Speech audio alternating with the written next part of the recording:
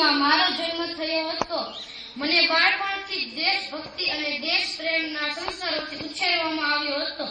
મેં ગાંધીજીની અસહકારની ચળવળમાં પણ ભાગ લીધો હતો. લાહોરમાં કોલેજ અભ્યાસ દરમિયાન મારા ક્રાંતિકારી વિચારોને પ્રોત્સાહન મળ્યું અને હું ચંદ્રશેખર આઝાદ સાથે આઝાદી માટે ક્રાંતિકારી પ્રવૃત્તિમાં જોડાયો.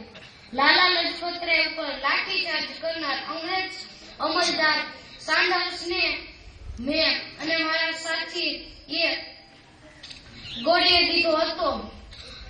અંગ્રેજોના પૂર્ણ સ્વરાજની માંગને પહોંચાડવા મેં અને મારા સાથીઓએ એસેમ્બલીમાં બોમ્બ વિસ્ફોટક કર્યો હતો અને સામે ચાલીને ધરપકડ વહોરી હતી. જેલમાં યોગ્ય સગવડો મેળવવા મેં અને મારા સાથી સુખદેવ અને રાજગુરુએ 115 દિવસ ભૂખ હડતાલ કરી ઇંગ્લેન્ડની સરકારને હચમચાવી મૂકી હતી.